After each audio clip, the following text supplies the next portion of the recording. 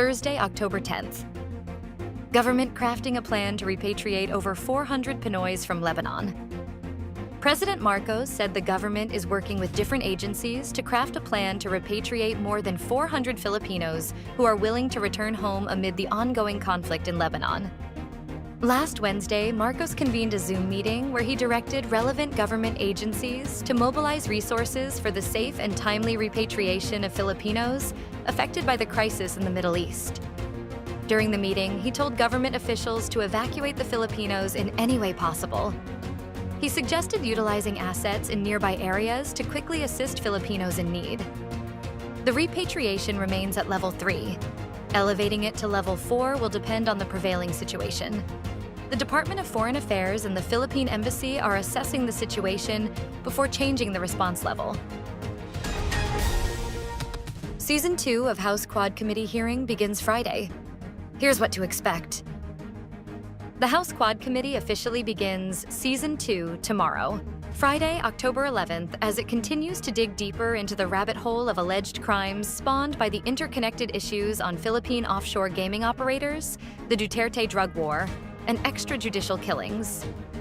Among those invited to the expected marathon hearing Friday are witnesses to the alleged extrajudicial killings in Cebu, where the controversial former Philippine Charity Sweepstakes Office General Manager Royina Garma formerly served as the police chief. During the last quad-comm hearing on September 27th, Police Lieutenant Colonel Santi Fuentes Mendoza, presently assigned with the Philippine National Police Drug Enforcement Group, and his civilian anti-drug asset, Nelson Mariano, both testified that Garma and National Police Commission Commissioner Edilberto Leonardo planned and funded Barayuga's assassination. Meanwhile, barbers echoed Abante's positive reception of Duterte's apparent willingness to appear before the quad-comm. However, barbers affirmed Abante's earlier statement that Duterte would be accommodated in a future hearing, and not Friday. Taal Volcano spews 2.8 kilometer of plume following its minor phreatic eruption. The Philippine Institute of Volcanology and Seismology, or PHIVOLCS, said that the Tal Volcano experienced a minor phreatic or steam-driven eruption at 7:21 a.m. on Thursday, October 10th, which produced a plume that reached a height of 2.8 kilometers. Furthermore, PHIVOLCS said the degassing of high concentrations of volcanic sulfur dioxide continues to pose significant long-term health risks to communities surrounding Tal caldera that are frequently exposed to volcanic gases. Local government units are also encouraged to monitor their community's preparedness and implement appropriate measures to mitigate risks associated with long-term degassing and related phreatic activity. PNP Chief Marbil says that around 39.8 billion pesos worth of drugs seized under President Marcos's administration.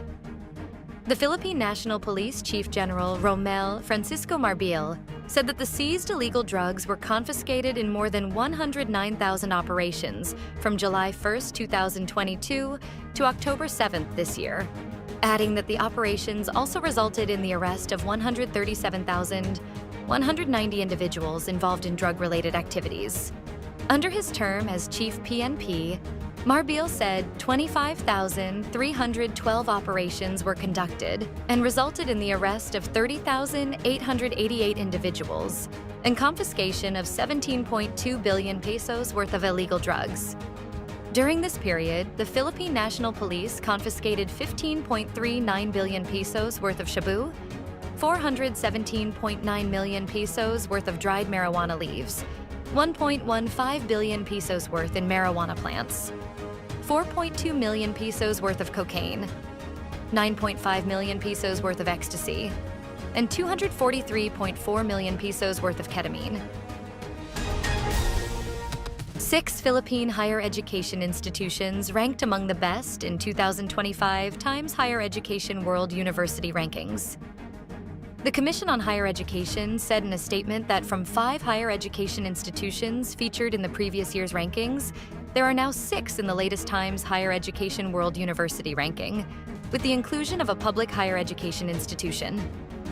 The 6 Philippine higher education institutions secured the following places in the 2025 rankings are: Ateneo de Manila University in the 1001 to 1200 bracket, University of the Philippines in the 1,201 to 1,500 bracket, and in the 1,501 plus bracket are De La Salle University, Mapua University, Mindanao State University, Iligan Institute of Technology, and University of Santo Tomas.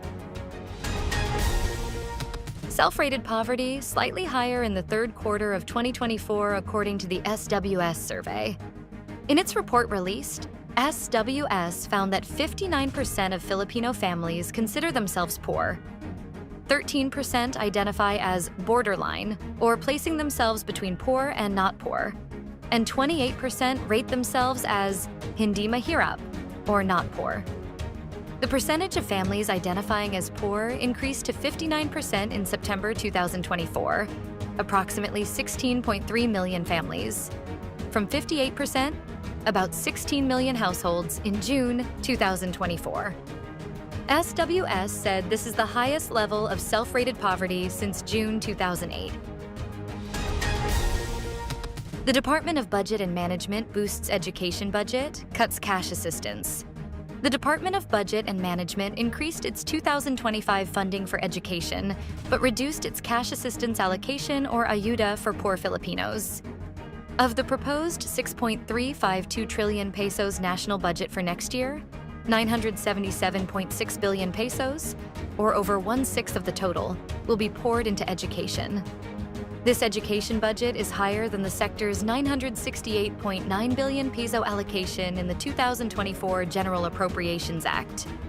On the other hand, the total allocated budget for cash assistance, or ayuda, is 253.378 billion pesos, which provides financial support to vulnerable sectors of society. This is lower than the total appropriations for ayuda or cash assistance programs, which amounted to 318.5 billion pesos this year. Azkals' name revived for seven-a-side football tourney. The Azkals are making a return trip to the international stage, this time in a different form, when they compete in the Asia Sevens Championship at the EV Arena in Elmina, Shah Alam in Malaysia, starting Thursday, October 10th.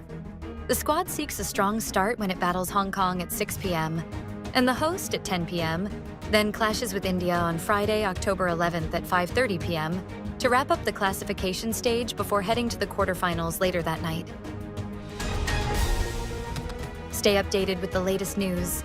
Visit our website at www.mb.com.ph or follow us on social media.